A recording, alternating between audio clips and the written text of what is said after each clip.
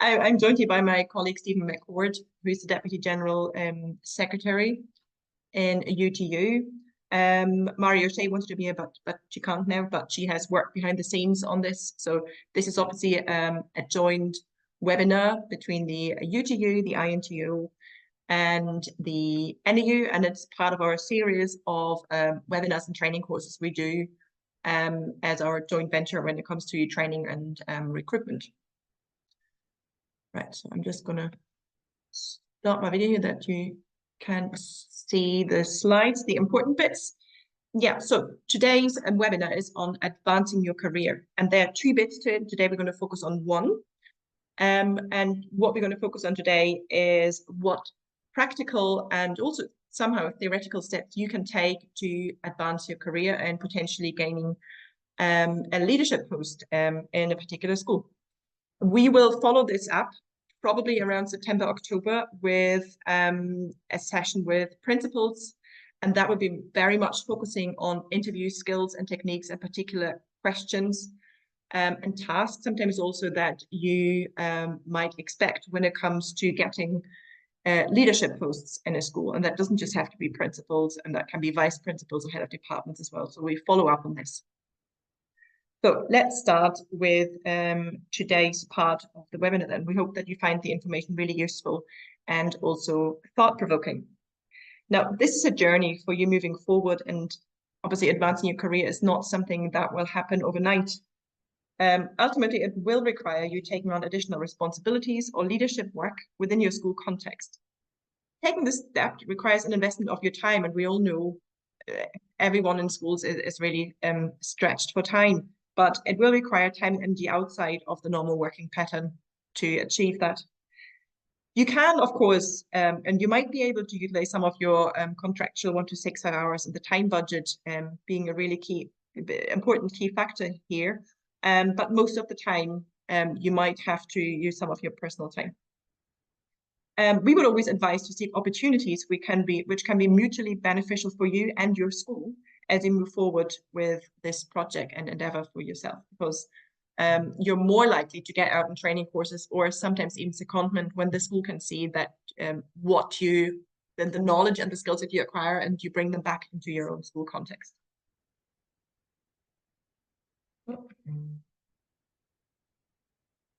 Right. So professional growth in education is obviously vital in helping you attain your career goals. And the growth is not just about coursework or workshops or conferences. It can also take you onto higher roles in your school that help you grow. So you can step out of your classroom and expand upon your expertise, which can help enhance your horizons and raise your salary. And here are just some of the tips that can help you advance your career in education. And for most people, that will very much be defining your own career goals.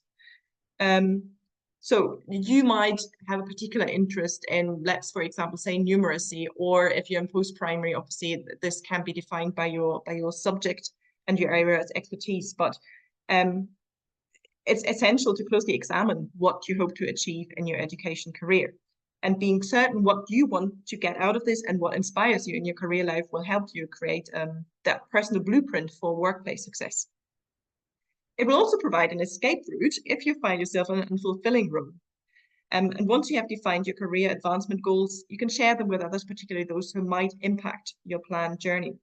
So if you are aspiring to take on a leadership role in the future, you know that it will have a huge impact on whatever school you are working in. And here's just a little bit of a fact which we found quite interesting. And the question was, what percentage of the population can actually be leaders? And there was a study done by Gallup, according to which 10% of the population are natural leaders, and another 20%, they possess those leadership traits. And with certain training and guidance, they can be great leaders. So today we're just going to focus on a number of strategies which will help you along the journey to advancing your career and possibly towards school leadership. So the first thing we want to look at is professional development. You might be, and you are most likely, good or very good teacher, although we don't obviously want to use those Ofsted terms anymore. But fulfilling all your duties with excellence, probably what you're doing already, doesn't mean, though, that you have to stay confined in classrooms. You should try and take advantage of further learning and obviously be enthusiastic about acquiring any new skills, since some teachers, and I'm stressing some teachers, come with an attitude of, oh, I know that all, and that can really become a barrier to learning those fresh skills. And we always say to our kids, every day is learning day, and we should probably say that to ourselves as well more regularly. And regardless of what stage you are in your teaching career, that is true. That is a true statement. Improving your knowledge obviously makes you employable and puts you in a better position to get a new job or a promotion. And if we're looking at further education, we've got this on the slides here. We've got Queen's, we've got PQL stories, we've got MTeach, we've got the Department of Economy with certain courses, and we've got the master's degrees in education as well that certain universities offer. It does have personal benefits, such as giving you additional insights and also self-confidence. And that is something that they're looking for when it comes to educational leadership. So you can obviously do a master's in education, although that's most likely carrying a cost, and you have to see whether you want to invest that or not. But it can certainly enhance your skills and most likely secure a higher designation. So those courses here are available, for example, through Queen's, through St. Mary's University College, Stranmillis College, and Open University. And some might go on to actually do a PhD as well. Then obviously you don't have to go through higher education. There are lots of other opportunities you can go, and lots of providers and lots of other opportunities you can actually acquire that professional development, pursue that professional development. And obviously, as we all know, education is a very fast-paced area, and standing still can quite often mean you're falling behind research and development. So by engaging in continuous learning, whether that's through workshops or seminars or educational conferences, you expose yourself to those latest pedagogical strategies or classroom technologies and insights into student psychology. They don't just refresh your enthusiasm for teaching, and to be honest, we don't really get out of the classroom often enough anymore, where we might get that fresh enthusiasm, but they also equip you with innovative tools and ideas to enhance your classroom. So again, there are a couple of sources and a range of sources, including those joint union webinars that we have, for example, this one. We have leadership conference, we have got future and teaching groups, we have all sorts of offers. So do stay up to date with our joint union webinars and training courses. You've got through the Education Authority, you've got the TPL, the Teacher Professional Learning Programs, St. Mary's University College Summer School, for example. You've got Stranmillis College, and they're offering professional development program. And INTU and UTU, as I said, we have got learning programs, and I know that the NEU has that as well. So gaining diverse experience. Now, take opportunities to teach different age groups or subjects. That's not something that most post-primary school teachers or even EA support services would struggle with, because that's just something that's coming automatically with the job. But in primary schools, we quite often find that teachers can become comfortable, or they don't even get the opportunity to leave their key stage. So if you move around the key stages and go from P1 to P7 and back again, it obviously shows later on that you can be versatile in your teaching, and it gives you a breadth of experience across the school, and it also allows you to see the progression within subject areas from one age group or key stage to another. Sometimes we found that it can be hard to understand the role of, for example, a foundation stage teacher if you've only ever taught in upper key stage 2. And similarly, for post-primary, I know through my own experience that teaching A-level is a completely different kettle of fish than teaching GCSE classes.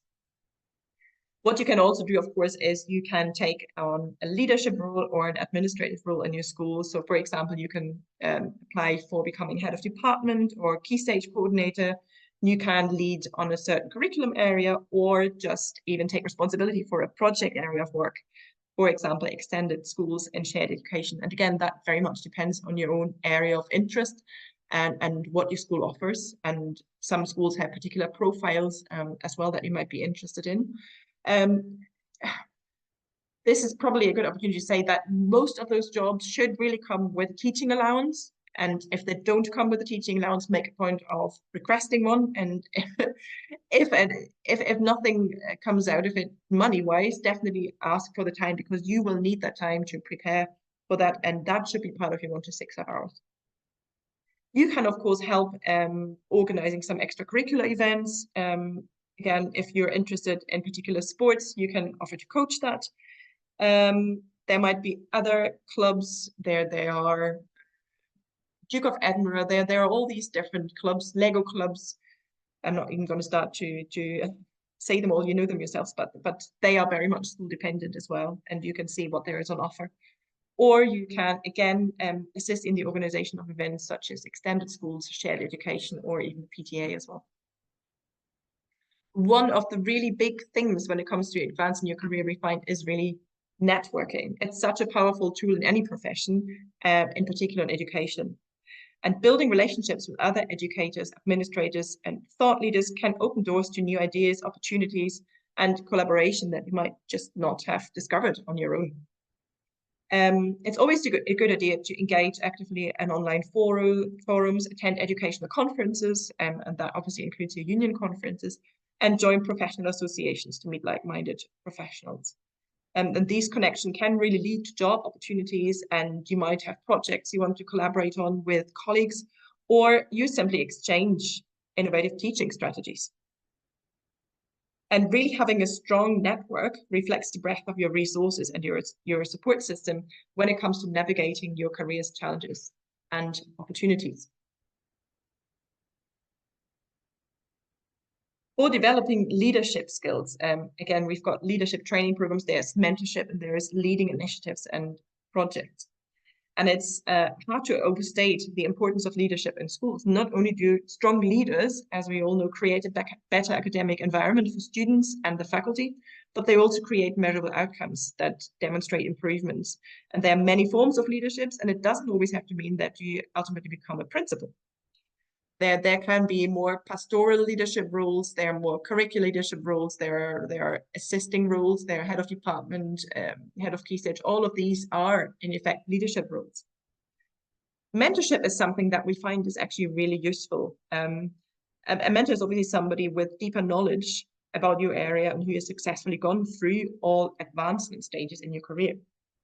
We would always suggest you pick a mentor who listens to you and offers essential advice to advance your education career. And those mentors can guide you and provide help when you feel stuck. However, to benefit from a mentorship, you must be open with your mentor and obviously share all of the details that can help them offer their guidance.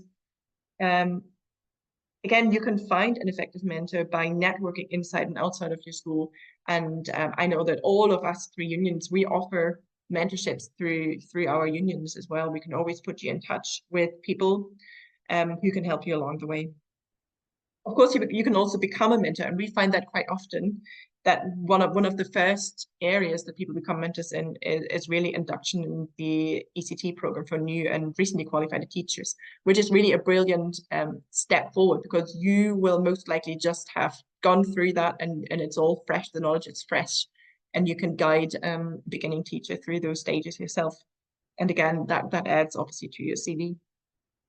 You might also be interested in leading initiatives and projects.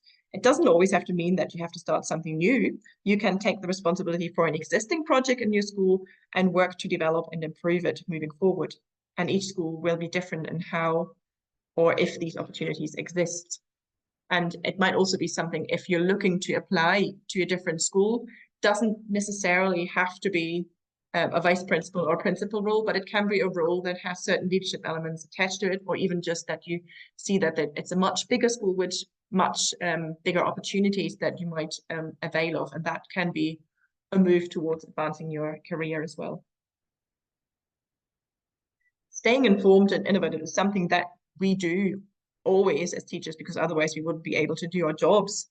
But as technological advancements are bringing in the new things every day in the education sector, it's even more so important to stay up to date with what's happening in the world of technology and education and teaching and learning. A good idea is always to subscribe to news, journals, and magazines who talk about your area. And you can also attend educational seminars, workshops, or conferences. This is a really good opportunity to discuss with other professionals what is happening in their schools, and it can bring new ideas to your schools as well. Again, I'm going to mention the joint union training sessions and webinars, and most of the in-person ones, because you really get to meet other union reps or just people who are interested in the same area of expertise that you're looking at. It's a great way to network that way as well.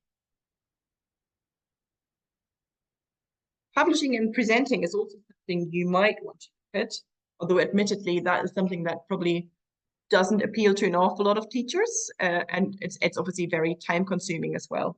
But it doesn't have to be, you don't have to publish a chapter in a book or write a book yourself. It can be little bits, it can be even blogs that you might want to start, or starting to create. We've actually had members who come from a particular educational background who then came up with their own businesses out of that. And Blended and I is just one that we obviously want to mention here, who came through the COVID pandemic and just really gathered that expertise and channeled that expertise in technology and using technology for teaching. And they are now a really successful company offering that. But even if you don't want to publish, you can obviously do your research, which undoubtedly enriches your understanding of effective teaching practices, and gives you knowledge in terms of what shapes the educational policy and practice. And most unions will have, all unions will have education and policy subcommittees. Again, that's one area you might want to contribute or be a part of, and then that's a good way to start that journey. Opportunities to publish, again, doesn't have to be a book. We've got the UTU News, we've got Printout, and I know the NEU has their own journals as well. Participating in educational policy and discussion and advocating for educational improvements. I've mentioned that. You can, of course, sit on one of the subcommittees of the unions, but there are other ways, even through the Educational Authority or CCMS and other educational bodies, that you can participate in focus groups even, or through networking. Joining committees and boards will allow you to get the voice of the professional in the room. And it's always a good idea to highlight to your principal that if opportunities arise for a practitioner forum, as I just mentioned, that you would be interested in that work. So if they are being approached by an organization and asked whether they are practitioners in their school who might be interested in a particular area, they have got your name on the radar or on a list, and they can then contact you. You can obviously engage with policymakers and the community as well. And as you all know, we are entering into a period of electioneering, and now really is the time to make sure that the main asks for education are to the forefront of all the politicians. And we as unions, we plan on sending out some guidance and some keywords that you might want to mention when it comes to that. But obviously be prepared to have those conversations on your doorstep or out in town as well. You can also write to your local representatives, and you can make them aware of the wider issues in education and more local issues. Personal branding and online presence is something that we see more and more as well, especially since COVID, where everything has just become technologically advanced and online to a certain extent as well. So you can obviously build a professional online profile. Technology is something that is really, really useful when it comes to that, because way more teachers are now seeking information and support online than it used to be the case. And if you have a lot of information to share or experiences which you think would benefit others, then you could consider, here we are. Nope. Then you could consider setting up a website or even a blog for this.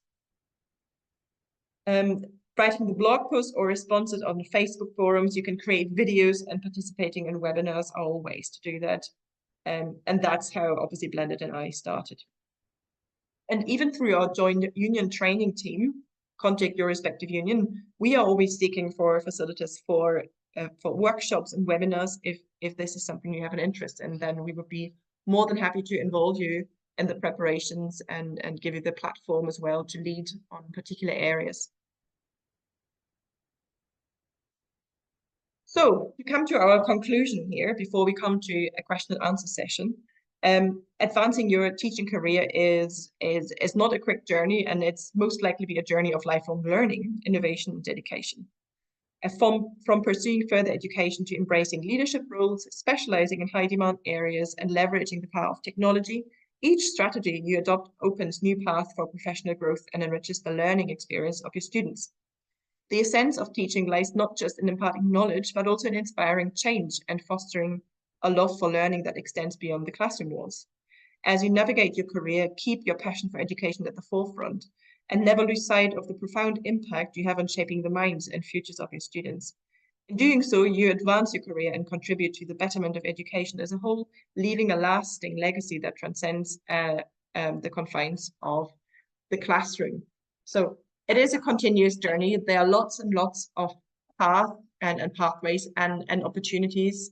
And that's what we wanted to, I suppose, just summarize in this webinar. We are now going to open this forum up so that you can ask questions or even share some of your own experiences, which might be really useful, because again, this is a forum where you connect with like-minded people who are obviously all interested in advancing their career to a certain extent. So Stephen, if we can open this to a bit of a